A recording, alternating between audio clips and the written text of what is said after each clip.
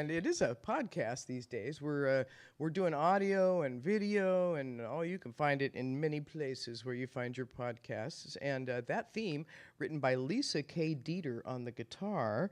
You know, Dr. John Hanford is my guest, and he can pick apart music. He can talk about all the parts so we're going to have a great conversation today. Do stick around. He understands this stuff. My name is Marlee Walker. This is a weekly live streaming podcast, and we are broadcasting on Duwamish land in Seattle's Georgetown area from the lab, LAB. That stands for Little Auditorium in the Back at 1010 South Bailey at this Seattle Drum School of Music. We had a room full of students here the other day. What a fun showcase that was. They were all drummers doing different stuff. Mojam's recital. It was so cool. Anyway, we recognize and thank the Duwamish tribe for taking care of this land for centuries, for generations, and we get to broadcast here. Let's have a rent party. Let's pay them back, huh? Okay, watch or listen anytime at youtube.com/Blues to Do. Just search Blues to Do after you get to YouTube, or the Seattle Drum School of Music. That'll work too. As I said, our live guest today is Seattle guitarist, he was a professor at the UW for years, Dr. John Hanford. Yes, he does have his doctorate. A fun character in the music scene here in Seattle for decades, for his whole life. He grew up here in Seattle. I'm going to do the math here and figure out how old you are in just a second. He has played with every vocalist, not just on guitar. He started on piano, and his family is musical. We're going to talk about that. Every vocalist. My favorite, the one I associate right away, is Kathy McDonald. She was like a little powerhouse from Mount Vernon, and the two of you made magic, and that's what the music is all about. But you've also played with everybody. We're going to talk about all the different singers you've played with and groups you played with. These days, we can see you with the Silver Tongue Devils coming up on May 23rd. At the Salmon Bay Eagles. That's a regular stop. And Mike Jopp, a great keyboard player in Tacoma, has a Dr. Jopp Funkin' Shop at Dawson's Barn Grill May 25th. That sounds like fun. And then May 30th, just in May, you're busy. Monster Road playing at Muckleshoot. So yeah, different groups that you're with, Monster Road being one of them, and Silver Tongue Devils being the other, but always a project or two on the side. John Hanford, one of the most well-loved, and I know you're not going to agree with me there, because people fight, and that's just part of the scene. People are people, right? It's a canard. People are people, but a wonderful resource and connector. You connect a lot of different people and make the gigs happen and make the magic happen. So we're going to talk about that today. This Blues to Do podcast is sponsored by Mitch's Best Buffalo Sauce. There it is. And he can play harp, too. Scan the QR code or go to mitchesfoods.com to get it for the best price, directly from Mitch, the sauce boss. Yeah, he's a chef, not just a harmonica player. Yeah. So we appreciate you tuning in wherever you're tuning in, and we are going to open up that website of ours pretty soon and dump a bunch of old content on there. The stuff that I've done for my whole life, the Blues to Do Monthly, the Blues to Do TV show of past, my past radio shows, all the playlists, so all that stuff's going to be at bluestodo.org. It's still a work in progress, but you can check it out. So, and there's our QR code. Oh, no, that's Mitch's. Anyway, you can see the other one. Just go to bluestodo.org. I know you don't like QR codes as much as I don't like them. So, let's see. We're going to do some blues prevention. I don't know. Are you ready for me on that, Christian? Oh, good. Blues prevention is sort of a little piece of advice that I find, and it's just a minute, so don't tune away. How to Get Out of Your Own Way is this title of this one. And I went through the first three. Actually, I went through the whole thing, and it was just a little too fast. So I'm going to slow down. The first three we did last week. Another way to get out of your own way is to surround yourself with positive people. Oh, John, you do that all the time. Expect success. That's another good one. And learn from others. John, you manifest this list. We're going to talk about it. So a moment of wisdom, just a way to do blues prevention. Stuff that might help you be more mindful or take the loss or take the lesson, as it were. Take the L. As I'm learning this. So share your ideas, whatever you think is wise. I appreciate your input. I'm always hearing from people. This week I got a bunch of them. I should have taken notes. Everybody was telling me wise stuff. So Bunny Brown had to take a week off this week. Self-care comes first, and she had some surgery stuff, so she's just doing self-care, and I appreciate that. Everybody, that's blues prevention. All right, blues prevention is that self-care comes first. Then you can take care of other people, and you do a lot of caring for other people. My guest, Dr. John Yeah, Hanford. look, I have some complaints of my own. Okay. Oh, you want to start there? No. Well, now, there's so many questions, and you got so many stories. You were a professor at the UW till about 2000, and your performing started when you were a teenager? Yes. And you were on keys until you were about 19. First off, I want to thank you for years of your contribution to the community here. Thank you, honey. I was listening to your your recordings you played on KPLU, was it? Years back, and then I first met you when I backed up L.J. Porter. Right. Yeah, L.J. Porter, one of the names. Kathy McDonald comes to mind first, and that's exactly what I think of first. But you now play with Tim Scott, one of the best vocalists in town. He's just fabulous. And Kathy handed her band Monster Road over to Patty Allen, another great vocalist and performer. Yeah, and then she handed it over to Susan Apple, who now performs with the band. We've got LJ in the background of you. I mean, in the list of Lady A, Kim Archer. Yeah. You played with Kim Archer too? At jam sessions. Nancy Claire, we're going to throw her name out there because you've played with everybody. Annie Eastwood, on the guys list, guitar players that you mentioned, Rod Cook, Dean Reichert, Billy Stapleton. These are some guys that are your peers. Steve Bailey grew up in Seattle. Same story, really. Same high school. Yeah. Same high school. Wow. Dan Bono, there's an organ player. Yeah. He's been on my show. All these guys been on my show. Ron Buford, there's a name. Tell me about Ron Buford. Ron Buford, when I was coming up in high school, he issued some records that were played on KYAC, the soul flagship of the Northwest. And that was in the bygone years of yore, when local 45 records got airplay. And I heard some records on Kayak by this fellow, Ron Buford. And I was an aspiring keyboardist and organist, and I would frequent the Sherman and Clay music store downtown Seattle. And upstairs on the second floor, they had Hammond organs.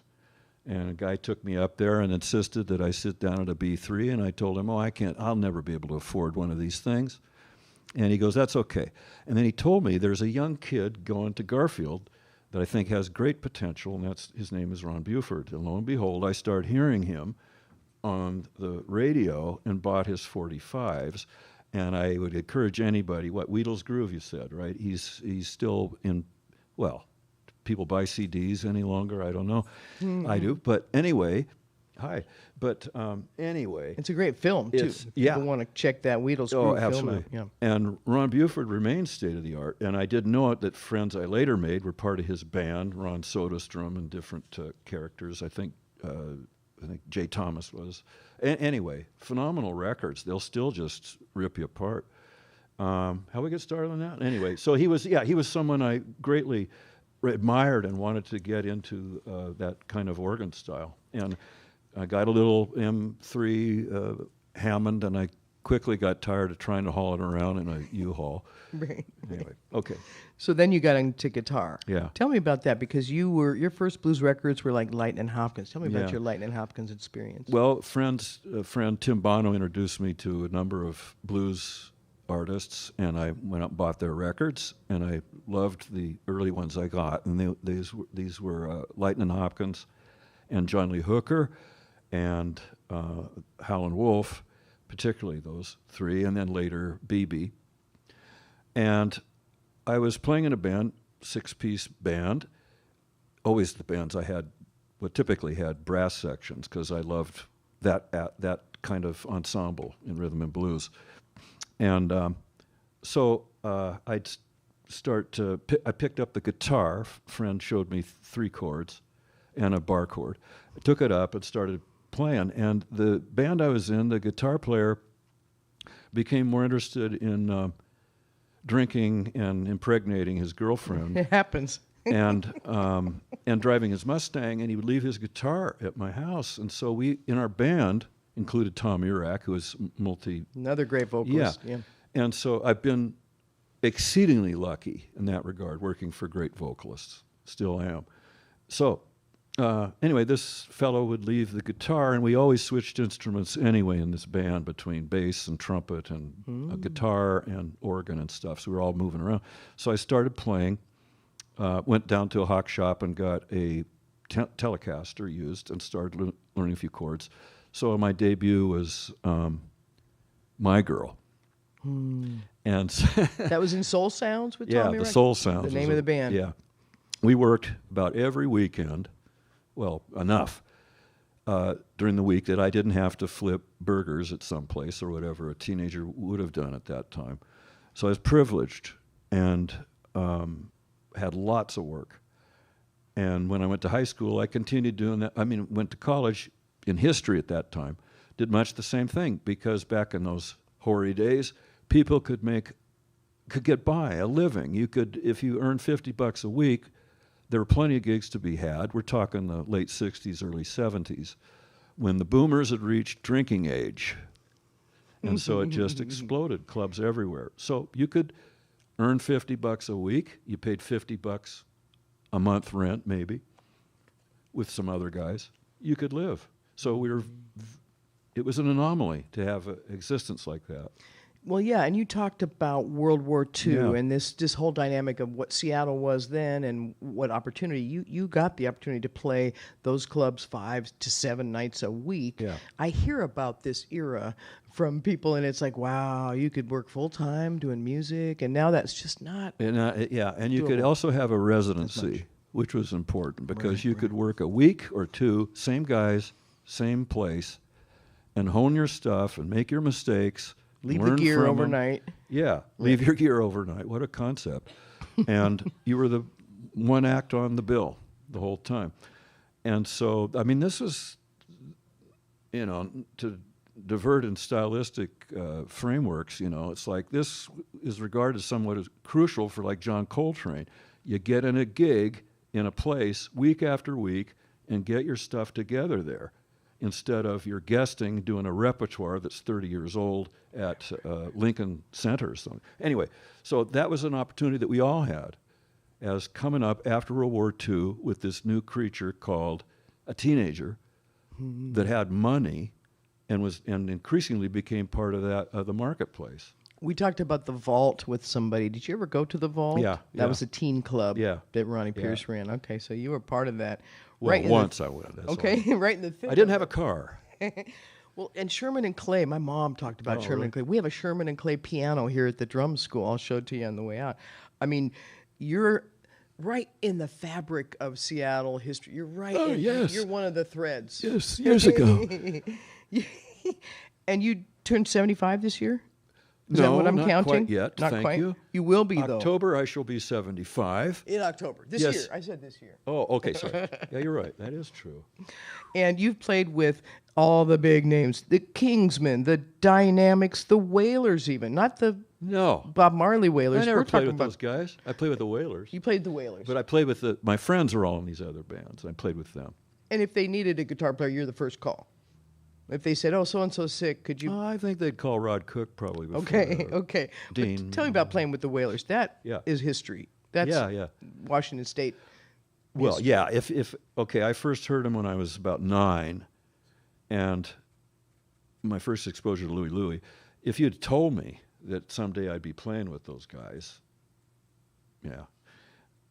If my elder self now could tell my younger self a whole bunch of stuff, he would have rejected everything I would have suggested. But they were astonishing characters. I mean, just incredible people, personalities, which is a hell of a lot of part. I think plays a very large role in musicianship.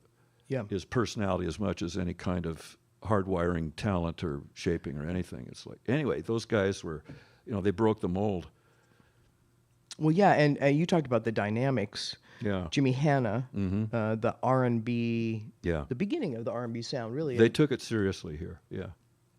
And Dave Lewis. Talk Yes. about Dave Lewis. Dave Lewis was an organist, and he had a trio and maybe a quartet, and local lad, and they would play him as bumper music even on KJR, the pop station. And so you'd hear this just roaring animal of a Hammond organ. I didn't know what kind of organ it was. I just knew it was powerful. And it was, it had, well, it was remarkable. And he made instrumental albums, and you could buy them, and plus his sidemen were storied. By the time I got to high school, Joe Johansson was his guitar player, who was very renowned and respected, and just, you know, so those records were, we covered some of those records in the bands that I worked with, in addition to the Animals, tons of James Brown, Right. You know, the Rolling Stones, I don't know.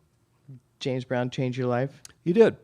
Tell me a James Brown story. Well, I just can tell you about going to his concerts when I was like 16, beginning at 16.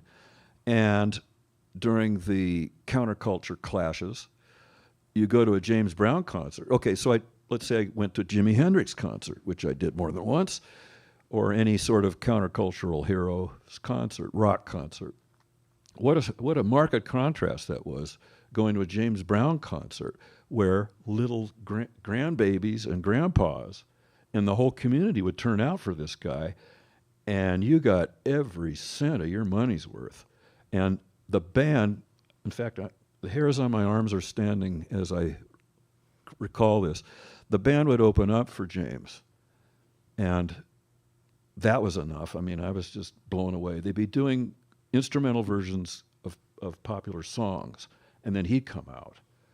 And when things got rolling, as I saw him through the 60s, it's odd to think, but there was the first time I heard a Vox wah-wah, I think, unless Hendrix packed one for the first concert, I can't remember. But James had a deal with the Vox company, and so you'd see these oddball-looking drums for two drummers, and you know, wah-wahs and stuff. But anyway, the first time I also saw a strobe light used as he came on for his second encore, and then shadowboxed off the stage, and they hit him with a strobe. It was just the records, too, that I bought of his. And the band I played in really loved him, so we'd cover as much as we were able to. So the records were like very homely. It's like, I thought, why does he have these really cheap-looking album designs? Well, that would have been, you know, King Records. Sid Nathan probably determined that, you know. And so you'd buy these records, and they just, by the time Cold Sweat came along, Cold Sweat just destroyed my senior year in high school. I mean, I couldn't.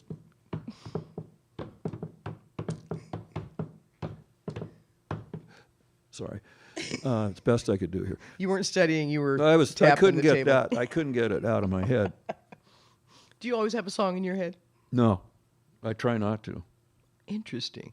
I wake up with some of the oddest sound. The oddest. I mean, I don't know what. I can't. Just pathetic. I mean, stuff from TV shows or something, which is an unremarked influence. Cartoons, those kinds of sound effects for me. Some of the best composers. Mancini did sure. some of those. Oh, hell yeah. Yeah. Oops, They heck. put a lot of money into commercial music to Yeah. audio. Yeah. Well, now, your folks, your dad was a soldier, Yeah. a working man, a farmer. Farmer, first soldier, working man. Okay. No interest in music at all that I ever saw. But my mom was a musician, clarinet in a symphony. In the symphony? Piano. Here in Seattle? Spokane Symphony. Yeah. And so I heard, not only did I hear, you know, standing on the corner watching all the girls go by on the radio, and how much was that doggy, but I heard plenty of Russian, particularly Russian classical composers, Romantic era composers. And you remember their names? Oh, Tchaikovsky, Rimsky-Korsakov, Igor Stravinsky. There you go. Well, you say those so well. You could work for King FM. Look out. Future job. Yeah. Well, now you talked about the weather in Seattle making you be an indoor kid. Like today. We This read is Seattle, books May. and we play music. Exactly. Yeah, yeah. So this is typical weather for you. Oh, yeah. And I was an only kid. So I would repair to my room with my Webcore record player.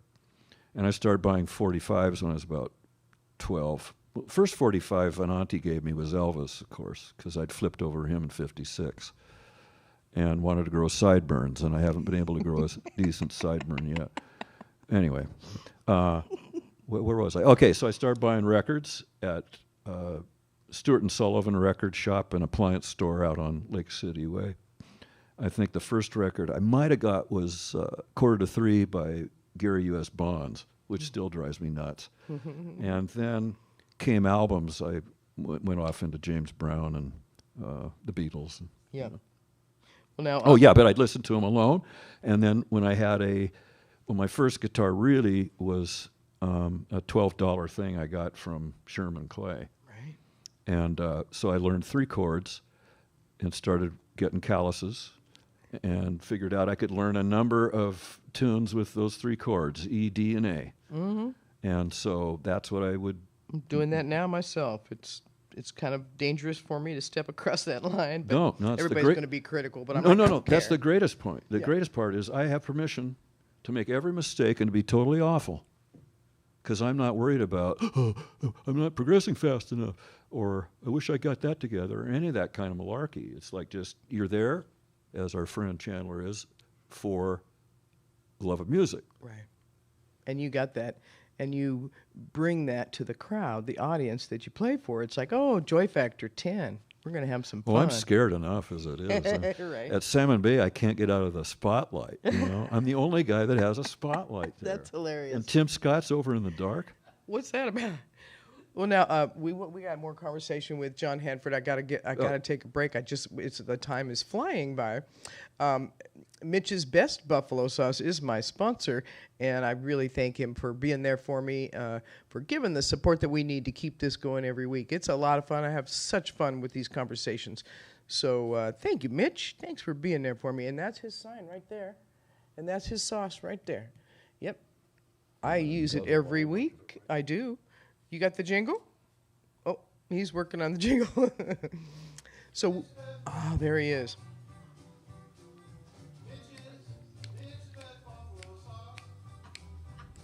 Well, the sauce boss says you've tried the rest. Well, you'll be back, cause this one's best. Mitch's Best Buffalo Sauce. That is an earworm that will be in your head later, I swear. Oh, With just the right heat and just the right bite, this rich and creamy Mitch sauce Pumpian. made with all real butter tastes great on everything except dessert, although people are challenging me on that. Handmade in small batches, it's made like a gourmet French sauce. It tastes great on any chicken dish, including wings. It's also great on any seafood, roasted vegetables, and many other foods like mac and cheese or avocados. Those are my favorites. Available locally at QFC, Metropolitan Markets, Hagen Markets, and most fine meat shops in the Puget Sound area. Order directly from Chef Mitch, the sauce boss, at mitchesfoods.com. All right, Mitch, thank you very much once again. And to the Seattle Drum School. We're here every week, and I don't want to ever take them for granted. It's Steve Smith? Steve Smith and Another Krista guy Smith. played with happily. Yeah. Right? See, Yeah. you know who I'm talking about. Yeah. Nice people. Great guy. Just really supporting music in Seattle, giving birth to lots of new talent here on this stage, actually. So my guest is a Seattle guitarist, musician of many talents. He can probably play any instrument you put in front of him. Dr. John Hanford, former UW professor. I know you're kind of humble. You don't really like all that dressing. Gets me beat up out in the parking lot. Thanks, LJ. So coming up, you can see him play live May 23rd with the Silver-Tongued Devils at the Salmon Bay Eagles. Mike Japp has Dr. Jop, sorry. See, I said it wrong. Dr. Jop Funkin' Shop, He's used to it. May 25th at Dawson's Bar and Grill in Tacoma. And May 30th, look for Monster Road at the Muckleshoot Casino. That's a cool gig there. You have to play all night. Is it? Right? So now, It is. Tell me about, you talked about growing up in Sandpoint. Near Near Sandpoint Sandpoint. Way, yeah, apartments, yeah. And it was right next to Garfield. Oh, yeah. And Garfield was a hotbed for music, but there was definitely a black-white Oh, yeah. line. Yeah, the red line. Talk about it. Yeah.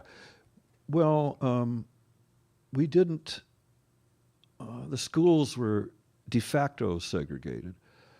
However, when you got to be junior high, you started hearing these sounds and started making friends with people that had been going to Meany or whatever and were headed to Garfield, but in junior high, so you got to meet friends with these fellows, people.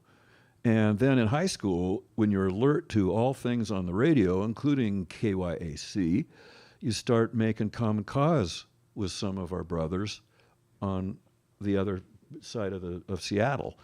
And so there was, and there always has been, really, if you want to make an argument, de facto integration in terms of musical entertainment in America. That sounds pretty pompous, doesn't it? But anyway, it's true enough that we were corresponding with each other and admiring people's work that weren't in the same neighborhood. Mm-hmm. I was more probably provincial than anyone, because I didn't drive and didn't get around all that much. So I was circumscribed by my high school area, but musically, things were, you crossed those over. invisible lines. Yeah. Yeah. Well, and you listened. You were a listener. You listened to the radio, you listened to classical music, you listened to whatever was pop with the teens. Yeah, which was extraordinary at that time. I mean, compared to now, because we all fed off the mainstream channels. You'd have Frank Sinatra, Cheek by Jowl with Johnny Cash, or Little Richard, or it changed over the years, but it's like you had these. It was limited by what program. The programs were selected by the people at the radio station, the programmers, but there was still, a number of stuff. You could grow up with country music on the same wave band as rock and roll, or torch music, or bel canto warbling or something. So you were listening to AM, and then all of a sudden FM popped, and so that was. I didn't have an FM till I got a car, and the first right. FM I had, I think, was in my Saab I got when I was 30 years old. So FM was a rumor. Okay. I heard it in stores. That's hilarious, right? But then there was a lot of music on FM underground. Oh yeah, because I'd be in somebody's car and I'd hear Lucy, Sky, Diamonds, LSD. Oh no, really? Yeah. I didn't realize that. I never put that together. Silver tongue. Devil. Oh, no, never mind. Okay. Okay. Christian? I'm going to change the subject. What's your favorite chord? I actually had a trombone player ask me that when I went to my first audition. Yeah, an audition for Burgundy Express, which is a very popular band in the 80s. I joined late in the game after they'd done Hawaii. Anyway, so what's your favorite chord? He was a very gifted and remains a very gifted musician, but had very odd perspectives. And so, you think, they're all pretty good, That's about as stupid as asking, who's the greatest guitar player? Where do they hold the contest? Right. And on what given day? Are you not, at some point in the universe, Chandler, the best drummer for that instant, let's say? Mm-hmm. Yeah, you are. Okay, sorry. That's right. It's okay not to answer that question. I'm cool with that. Tell me about Wilberforce. Wilberforce. Okay, Wilberforce was my most beloved puppy. He was a Yorkshire Terrier, as is his name, Yorkshire surname typically. You might remember the Wilberforce family, who they were interesting contrast, because Senior was a vociferous advocate for the end of slavery in Britain. His son was High Church of England, who opposed in a debate even with Huxley the theory of evolution. So one you could characterize as a kind of progressive, if you insist on those categories. The other guy is like, a real square. And so Wilberforce, I think it was also the first African-American college in America. I'm not sure on that point. But anyway, Wilberforce is a Yorkshire name. And so I went to look it up at the U bookstore. I was looking. We were getting this puppy.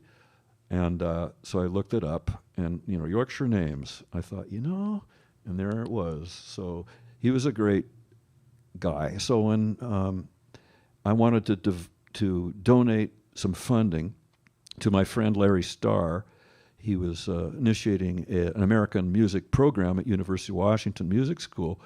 I tried to participate and got in just under the wire because my wife Debbie was working at Boeing, and they would match my gift by twofold, I think. So, some thick paper for a guy like me. And so I thought, okay, well, I'll name it the Wilberforce Hanford Fund or stipend or what do you call it?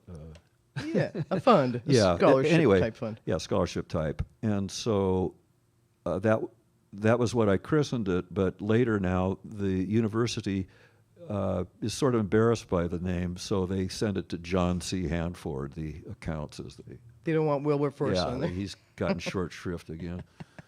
Poor dog. Yeah, really. The characters, it's very interesting that you studied so much to name your dog. And learned so little. Oh, yeah. It's been wonderful. I think we could do chapter 2. Would you come back and do another chapter with me?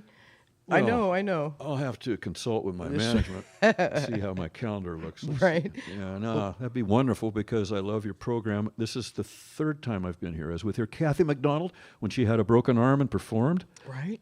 And undiagnosed broken arm. Was you here kept Dan, the magic was happening. here with Dan Bono and Tim Bono with the Knaves. When we were at 98th and Aurora. Yeah, now that's we're right. here, so Yeah. we just talk. We don't even let you play. Good call. You got to go follow him to see him play. Again, I knew you would be funny. You're making me crack up here. Silver Tongue Devils on the 23rd at the Salmon Bay Eagles, 25th at Dawson's Bar and Grill in Tacoma with Dr. Jop Funkin' Shop. And May 30th, Monster Road will be at Muckleshoot Casino. I got to ask you, what would be the advice you give to your students and or musicians, or just me? What advice would you give me before you go? What do you want to tell me? I mean, you're full of music history in the Northwest, and you know a lot of music because of your studies. Well, if anybody gives you advice, you take it with a grain of salt, because most ideas in human history have been mistaken.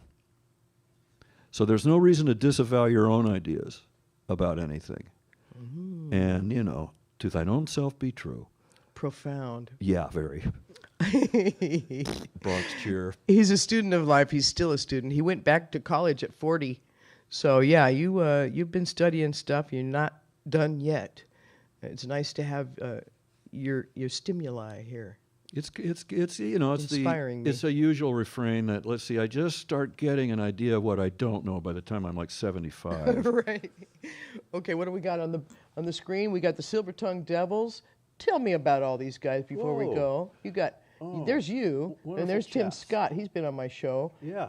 Is that Tom Collier over there? It is indeed. My colleague at school and a guy that I heard play up at when I was in my first incarnation as a history student in UW at the end of the 60s. Yeah. Tom Collier, great and guy. vibraphone. Is that the instrument? Yeah, vibraphone. Yeah, and all kinds of percussion. And Jack Toker played with Jack, drummer. For years, he was, as you know, he was with. Yeah. What? No, sorry. Help me. Someone. I told you this was going to happen. A jazz drummer. So it yeah, has to but be a he jazz was with person. Lou Rawls forever. I was going to say he yeah, played 8 years, I think. Seattle Symphony, or he plays anybody Tim he Scott, wants to. front and center. Vocals, bass. Yeah, he's just a work of art. I mean, Yeah. He's been on the He's show. one of those guys that was called. Mm-hmm. And then that guy That's is... Pat Hughes, that's Pat. alias Zoltan. Sure enough. Who's now Organ retired. player, right? He's retired. Yeah. Jim Coyle, unfortunately, is no longer with us, was a genius on saxophone, a very dear man, and was in Ball and Jack. Anybody remembers that? He was, they were just Ball and... Jimi Hendrix was going to pull strings to get him recorded, and then 2 weeks later he died. So that kind of snuffed that project. That's received history. I don't know, Right. something like that. But Now we got they're all wonderful musicians. you, and there's Jack again, and Tom again, and Tim, and it's different. Oh, Order. That was really, That's a fun shot. Steve Korn took those pictures in his studio. Yeah. The great gave him drummer. some credit on one of those photos. All right, John, we could talk all afternoon, I could tell. Oh, let's do. Okay. We do have I forgot the bathroom review. I'm going to have to bump that to next week. Is that okay with everybody? Yeah.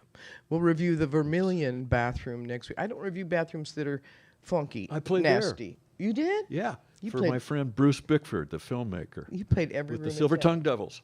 See? Oh, and that's a fun little room. Yeah.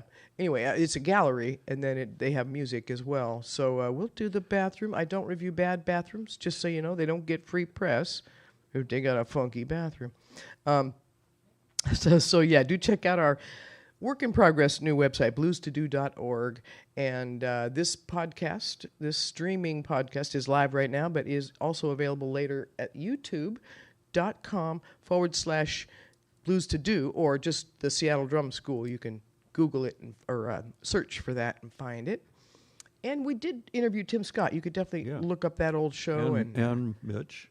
Steve Bailey, a bunch of the people Patty. we mentioned. Yeah, right. Steve Bailey. She was my first guest here down at the lab, at this SDS. I'll be quiet now. So anyway, I do have a calendar. Oh, gosh, let me just get the very basics done on the calendar. This is May. So we've got Anna Popovich at Jazz Alley 7 and 8 coming right up. Leavenworth Jazz Festival 10 through 12. Sun Banks is happening 16 to 19. Of course, the Rolling Stones, Joe Bonamassa opening May 15th at Lumen Field. Cedric Burnside is going to come through town, do a number of dates, including the Tractor Tavern on the 23rd. And the Folklife Festival, 24, 25, 26, 27. We had the director of Folklife right here, Reese Tanamura, and so that's going to be a fun event. Yep. Always a fun event. And then Tedeschi Trucks in May at the Paramount Theater doing their Deuces Wild Tour, 27 and 28. And then more in June. We'll get you caught up on more calendar. And again, I'm going to try and put that on my website, so... Still doing the work. It takes a moment longer. When you get older, just everything takes a little longer. So I really appreciate you being here. Are we about done here? Yeah, I think... No, again, thank you. Thanks all. Yeah, thanks to Christian Sadler for being my engineer, and Chandler before that. And we have audience member as well, so... Patricia? Singular, but yes, thank you, Patricia, for being here. And if you have a suggestion for a guest or a bathroom I need to review, you just go ahead and email me at blues2do tv1@gmail.com. I do have a greeting. Where is my greeting? That bathroom at the poop deck is disgusting. I like to do this every time, so I'll try and stick to my greeting. Where is it? Talk about, there it is. And it says, and right here, real music, real people, real stories. Live in the blues until next week. Bye for now. Thank you, John. Let me feel those calluses.